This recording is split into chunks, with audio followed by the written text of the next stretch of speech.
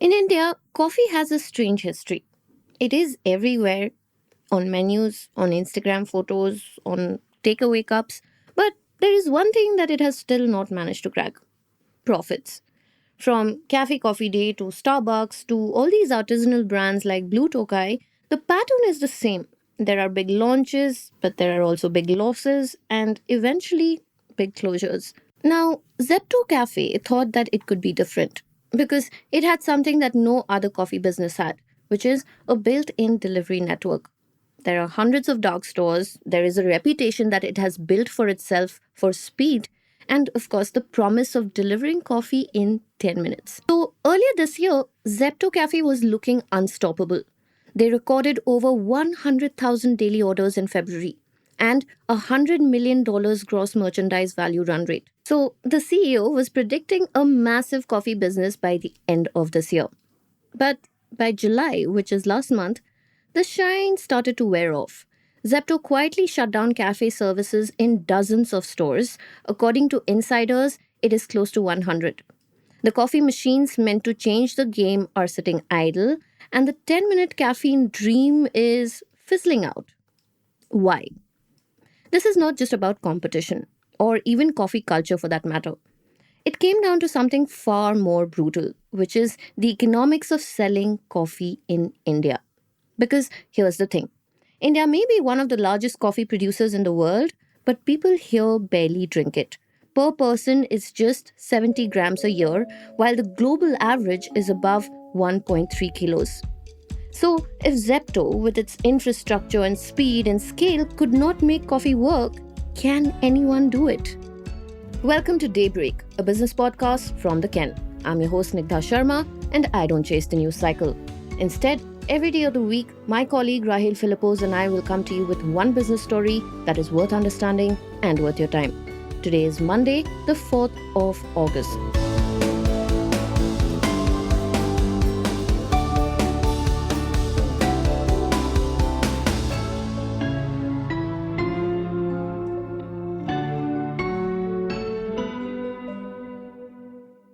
The idea of Zepto Cafe began by noticing this gap in the market. Zomato and Swiggy were taking 30 minutes to an hour to deliver coffee. But cravings are instant, so why not deliver in 10 minutes? Zepto already had hundreds of dark stores for grocery delivery. So the idea of a cafe simply just fit in. Customer could order milk and bread and a fresh coffee in the same cart.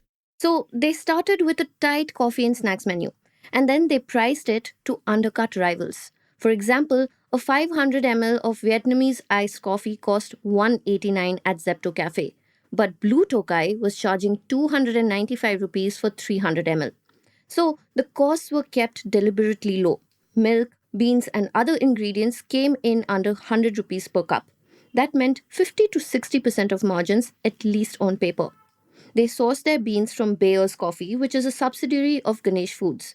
Zepto chose not to go for the premium route because premium coffee beans in India can go up to anywhere between 2 to 3,000 rupees per kilo. Instead, it went for low premium beans, which cost up to 1,000 rupees per kilo.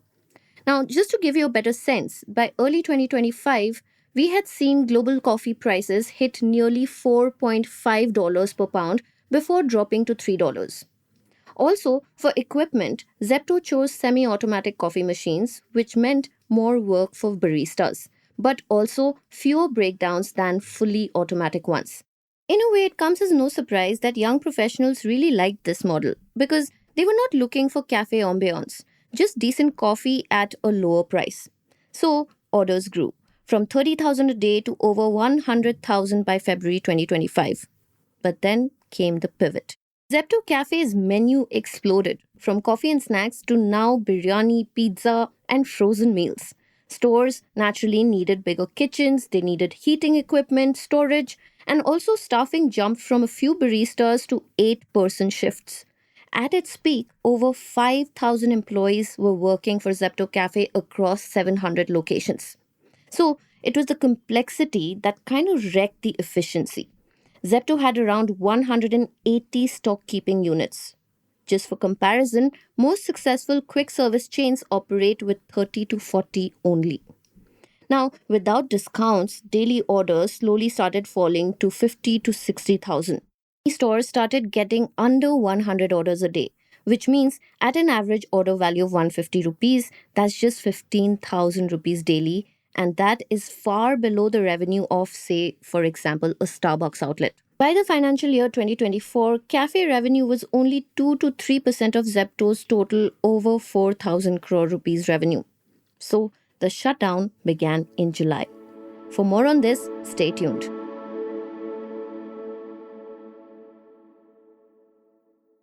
Zepto's story is a part of a much bigger pattern. For example, we know how Cafe Coffee Day introduced cafe culture to India 30 years ago. Then came Starbucks, then came Blue Tokai, Third Wave, and dozens more. The barrier to entry was quite low, but staying profitable was the hard part. Post COVID, cafe visits rose to 30 to 40%, and younger professionals under 35 started drinking more coffee.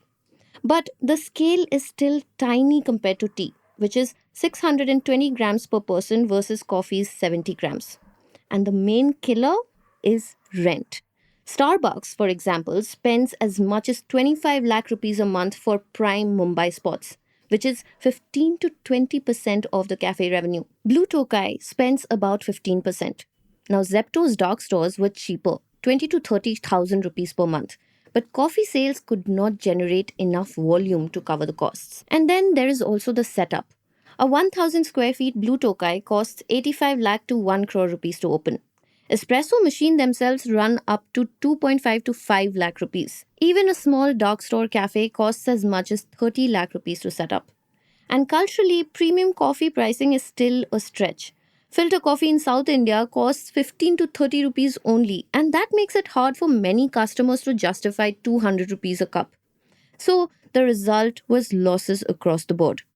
Starbucks India's losses went up 5 times to 136 crores in 2 years. Third Wave Coffee's losses doubled to 110 crores in the financial year 2024. Zepto tried to hack this with bigger portions, which is 400 to 500 ml cups instead of 200 ml. This really helped Zepto Cafe, but it wasn't enough because the big structural problems stayed. Low per capita consumption, price sensitivity, and high fixed costs. So, even quick commerce, which looked like a savior, could not change the math. Blue Tokai's brief tie-up with Swiggy Snack, for example, failed because of the unit economics not working. And that is the real lesson from Zepto Cafe. Even with funding, infrastructure, and speed, India's coffee business is still a tough brew.